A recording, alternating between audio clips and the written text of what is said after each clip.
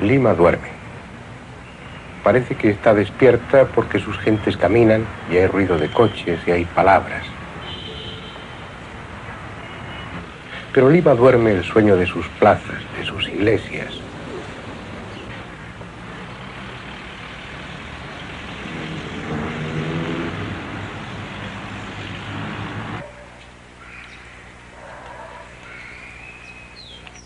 Y dormida sueña con otra época, cuando era la ciudad de los reyes, la más hermosa capital del continente, la más señorial, la más criolla.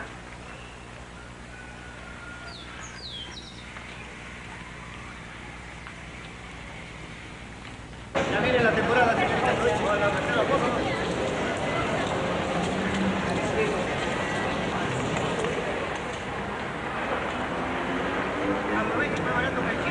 hola, casera, por los.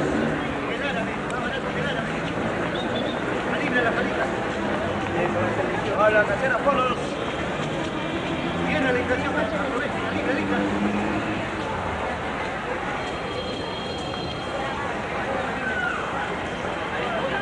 Hola, casera, por los.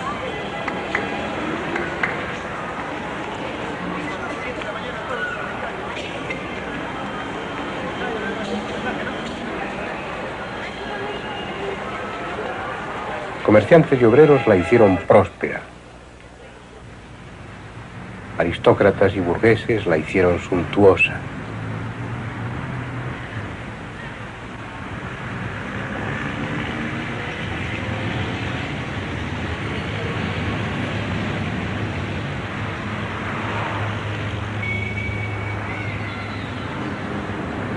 Pero eso fue antes de las avenidas asfaltadas, antes de que medio Perú se volcara en ella y la hiciera derramarse por fuera de sus murallas.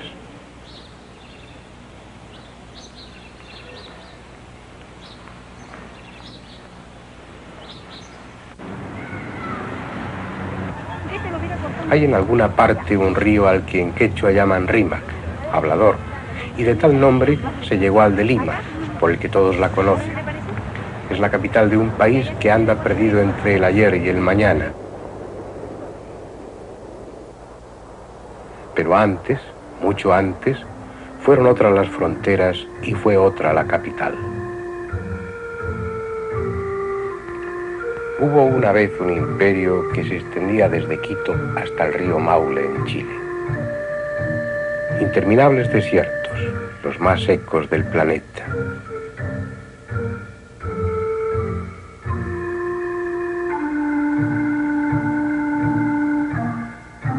Valles, tan hermosos que el hombre los consideró sagrados.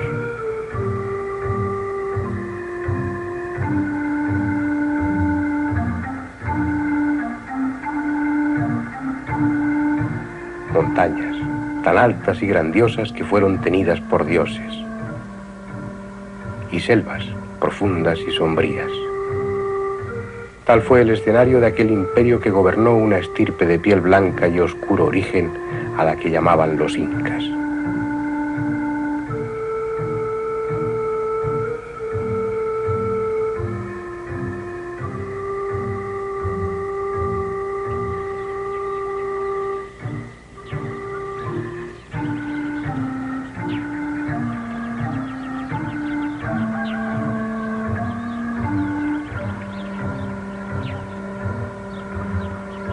Ellos fueron los que conquistaron, sometieron y administraron con mano de hierro a los pueblos de ese inmenso territorio, el Tahuantinsuyo, formado por 4 provincias y con un solo corazón, Cuzco. La capital del imperio, el ombligo del incanato, porque es ombligo y no otra cosa lo que la palabra Cuzco significa. El centro de un cuerpo extendido a los 4 vientos, a los 4 puntos cardinales. Un lugar donde la paz y el orden social se mantenían a cualquier precio.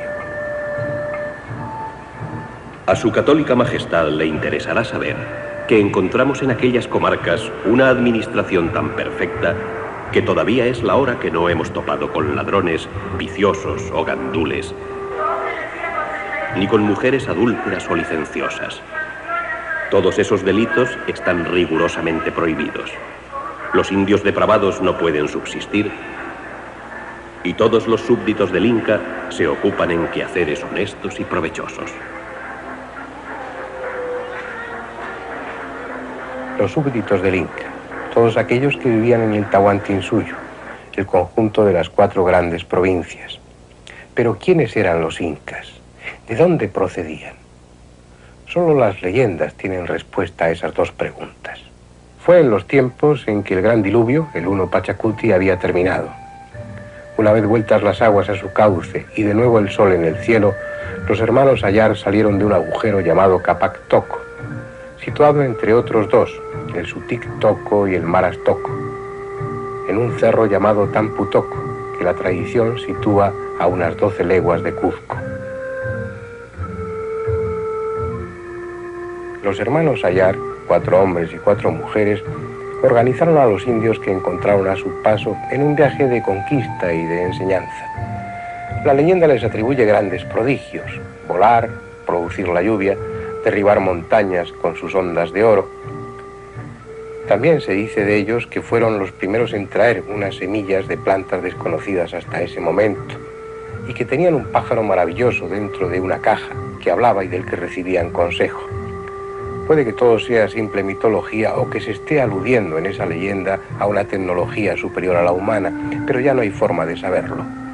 Se dice también que uno de los hermanos, Manco Cápac, se unió a una de las mujeres, Mama Oyo, y tuvieron un hijo, que fue el primero de la dinastía Inca. Una dinastía que, según el propio Pizarro, era de piel blanca y nada tenía que ver racialmente con el resto de los pueblos del altiplano. La clase dirigente del Imperio del Perú era de piel clara y pelo rubio oscuro, algo así como el color del trigo maduro. Los grandes señores y las damas eran en su mayoría blancos como los españoles. En aquel país encontré a una india con su crío que tenía la piel tan blanca que apenas hubiera podido distinguirla de la gente blanca y rubia. De ellos se decía que eran hijos de dioses.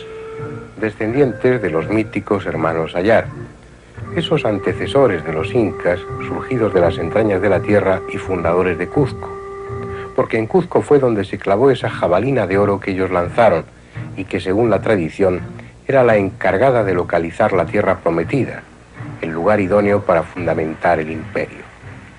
Así, Cuzco se une en sus raíces al mito del Inca, como se une a otro aún más extraño, el mito de Viracocha, cuyo origen está a 468 kilómetros al sureste, en otro lugar inquietante que antes fue parte de ese imperio y hoy corresponde a Bolivia, Tiahuanaco. Dice la vieja religión de los Andes que fue aquí, en Tiahuanaco, donde el dios creador Viracocha formó a los hombres. Primero hizo gigantes, a los que por soberbios terminó convirtiendo en estatuas de piedra. Después creó a los hombres como hoy somos, a imagen y semejanza de él. También creó a los animales y planificó la tierra, eligiendo los lugares donde debían fundarse las ciudades. Después emprendió su camino evangelizador, instruyendo a sus hijos, los hombres, dándoles leyes y enseñándoles lo fundamental para su prosperidad material y espiritual.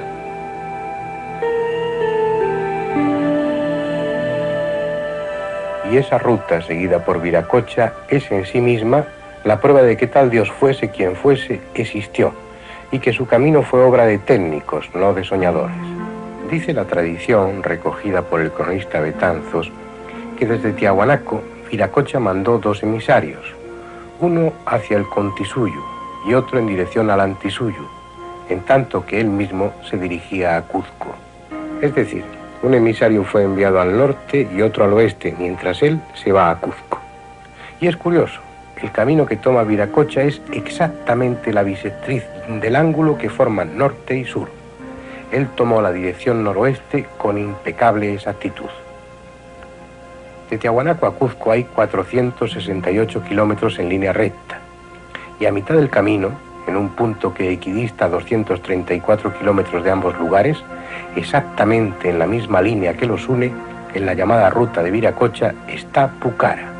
Allí hizo descender fuego del cielo para castigar a los impíos, y mandó al mayor de sus hijos, Imaima Viracocha, hacia Pachacamac, con la más extraña misión que puede imaginarse: arreglar los solsticios. Después de pasar por Pucara y Cuzco, continúa su marcha hasta Cajamarca, también exactamente en la misma línea. Allí se desvía hacia Puerto Viejo, en el actual Ecuador, donde se despide de sus discípulos y se va hacia el poniente, caminando sobre las aguas. La probabilidad de que tales alineaciones se deban a la casualidad es prácticamente nula. La ruta de Viracocha fue planificada por alguien que realizó un auténtico milagro topográfico, porque entre cada uno de sus puntos alineados hay montañas enormes, valles gigantescos y uno de los terrenos más irregulares de este planeta. Pero si Viracocha dejó evidencias de su conocimiento técnico, los hermanos Ayar, los fundadores de la dinastía inca, no dejaron otra cosa que no fueran leyendas. Se dice de ellos que volaban, que transformaban montes en quebradas, que iban y venían del cielo a la tierra, que vestían tejidos extraordinarios, pero nada de tales maravillas ha perdurado como no sea en las leyendas. Ellos fueron los constructores de Cuzco, los que cimentaron su fama e hicieron de la ciudad un centro al que acudían peregrinos de todo el imperio.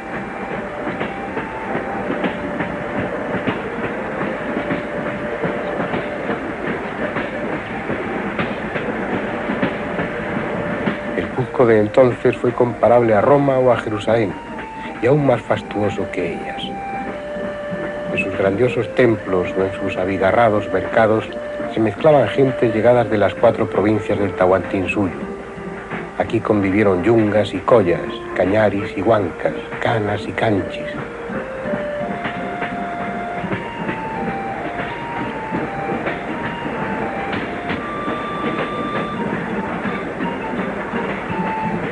Por el simple hecho de haber estado una vez en Cuzco, cualquier ciudadano del imperio recibía admiración y respeto de sus vecinos.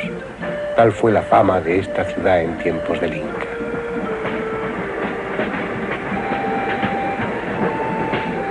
La que hoy es plaza de armas fue antes la Huacaipata, el lugar donde se llora. También abierta plaza, pero eran otros los dioses y eran otros los templos. Cuando aún no había iglesias ni soportales, se reunía aquí el Inca con sus gentes para llorar y con su llanto conmover a las huacas y alejar el hambre o la sequía. Era aquí, en la Huacaipata, donde se hacía penitencia a las vísperas del Inti Raymi para que el sol continuara apareciendo sobre el horizonte y no dejase la tierra abandonada a las tinieblas. Y era aquí también donde el Inca celebraba sus conquistas, estremeciendo el aire con el bronco sonido de los tambores, forrados, según se dice, con la piel de los vencidos y batidos no por palos, sino con las propias manos cortadas a los que habían osado oponerse al imperio. Donde hoy se escuchan las bocinas de los automóviles, antes se oía el crepitar de las llamas en las piras del sacrificio. Donde hoy se bebe cerveza y pisco sour, antes se levantaban los queros rebosantes de chicha. Ahora hay gentes que pasean indolentes, pero hubo un tiempo en el que ese mismo recorrido lo hacían otros, llenos de reverencia y respeto, llevando en andas las momias de los incas. Esas momias que constituyen un misterio que nunca han sido halladas. En la época del incanato y desde mucho tiempo atrás, los peruanos, como los egipcios y tantos otros pueblos del pasado, momificaban a los personajes importantes. Lo hacían con técnicas que desconocemos, pero el resultado, patente en su excelente conservación pese a los siglos transcurridos, da a entender que no solo se servían de las circunstancias favorables del terreno o del ambiente, como el frío o la sequedad, sino que poseían métodos probablemente tan complejos como los utilizados en Egipto. Ellos creían en la supervivencia después de la muerte. Según su concepto hay 3 mundos: el Caipacha, que es el mundo en el que vivimos, el Ucopacha, que es un mundo subterráneo y sombrío al que van los malvados, y el Hanampacha, el mundo celeste, el mundo de arriba, al que van los virtuosos. Según su forma de pensar, la muerte no era sino el nacimiento a una nueva vida. Por eso enterraban a sus momias en posición fetal, la misma postura que tenían dentro del vientre materno. Lo que sucede es que para ese nuevo nacimiento hacía falta otro vientre, otro útero, el de la eterna madre, la tierra. No fueron la excepción en colocar a sus muertos en esta postura, otras culturas también lo hicieron, incluso los egipcios durante las primeras dinastías. Tal vez ese parto espiritual se haya producido y el paquete de energía consciente que llamamos alma esté en el Hanampacha, gozando de eterna paz y abundancia, o en el Ucopacha, sufriendo las consecuencias de una vida equivocada. No lo sabemos, pero el silencioso grito de las momias parece sugerir el más profundo desconsuelo. Y tiene mucho de grotesco el espectáculo de esa carne torturada y seca, con el descanso siempre pendiente, con la consoladora disolución en la tierra aplazada hasta quién sabe cuándo.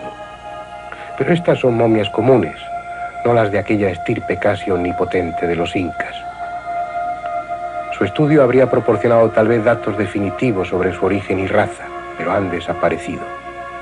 En tiempos de la conquista parece que estaban aquí, en el Coricancha de Cuzco, pero a la llegada de los españoles fueron escondidas. Garcilaso de la Vega dice que vio y hasta tocó respetuosamente alguna de esas momias reales que estaban en Lima, cuando aún se llamaba la ciudad de los reyes, pero esas, si es que realmente eran de los auténticos incas, también han desaparecido. La verdad es que todo, o casi todo, en torno a la dinastía inca es mitad historia y mitad leyenda. Se habla de 13 soberanos incas. Incluso Guamán Poma, el cronista indígena, hizo 13 retratos idealizados, dando por cierto que se trataba de 13 personas. Pero es posible que no fuesen individuos, sino dinastías reinantes, al menos hasta el 9º inca, Pachacuti. A partir de él ya empieza una etapa histórica más o menos registrada en cuanto a fechas y acciones se refiere.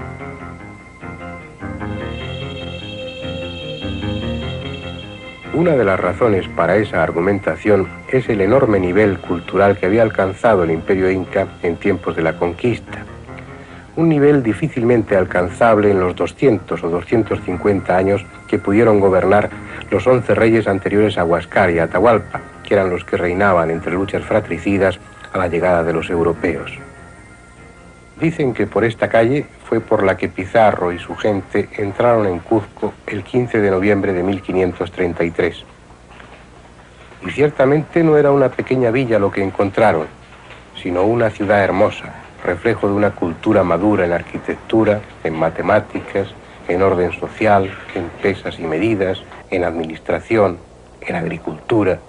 Una civilización que había elevado la piedra a su mayor altura, haciendo de ella tan cabal uso que los cronistas no pudieron dejar de manifestar su asombro ante la técnica que se utilizó en muros y casas de Cuzco. Y hay piedras de estas que tienen muchas puntas y altibajos por toda la redonda, y con las que ajustan están labradas de modo que encajan muy al justo, la cual obra no dejaría de ser muy pesada y prolija, porque para encajar unas piedras con otras era necesario quitarlas y ponerlas muchas veces para probarlas, y siendo tan grandes como vemos, bien se echa de ver la gente y sufrimiento que serían menester.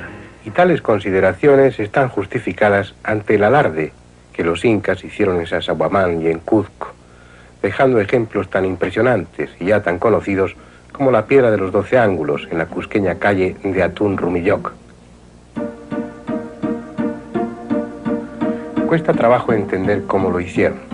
El enorme esfuerzo que debió suponer levantar una y otra vez la pesada piedra hasta hacerla ajustar con las que tiene debajo o a los lados sin quedar un milímetro de holgura.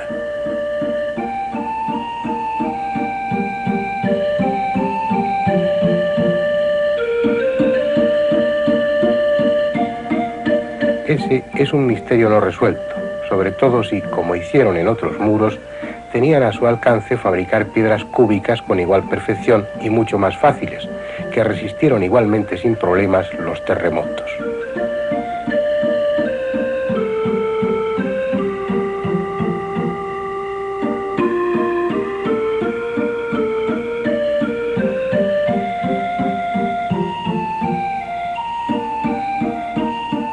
Da la impresión que labrar piedras de múltiples facetas les costaba mucho menos esfuerzo del que imaginamos.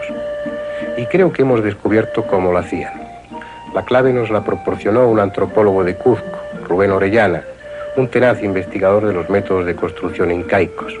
Con él estuvimos en la cantera de Pinipampa, utilizada por los incas y aún en explotación. Hay evidencias de que los incas la utilizaron para llevar piedras que emplearon en la construcción de Cuzco, ¿no es así? Sí, o sea, existen las evidencias del trabajo hecho por los incas en piedras de baja dimensión, o sea, no de mucho peso, que han constituido parte de los recintos y las viviendas de la ciudad del Cusco. Y hay en esta cantera algo que explique, algo que justifique un aspecto que a todos los que vemos las ruinas incas nos sorprende, y es la precisión con la que se ajusta una piedra sobre otra, incluso teniendo muchas facetas que coinciden de una manera perfecta. ¿Habéis resuelto ese problema? ¿Sabéis cómo ellos, qué técnica utilizaron para ese ajuste tan preciso de unas piedras con otras, a veces con una tremenda dimensión? ¿Hay aquí alguna evidencia de eso?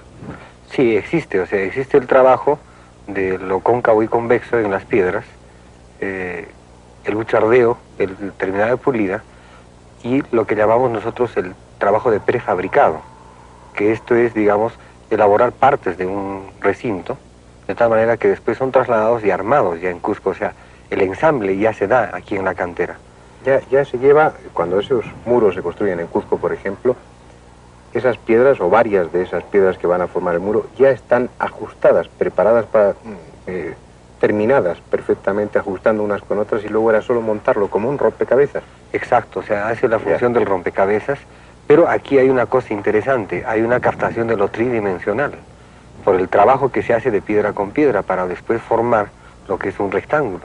Entonces, por el trabajo que hay acá, muy fácilmente se puede determinar que hay una concepción mayor a la nuestra de lo tridimensional para poder lograr esos volúmenes. Es decir, no es como suponían los cronistas, que había que levantar una piedra, irla labrando, luego volverla a dejar descansar sobre la otra, probar una y otra vez con el esfuerzo que eso significaría, sino que ellos tenían una capacidad que nosotros no tenemos, por decirlo de alguna manera, para un concepto, una forma de ver la piedra que les llevaba a ir muy directos a cómo hacerlo.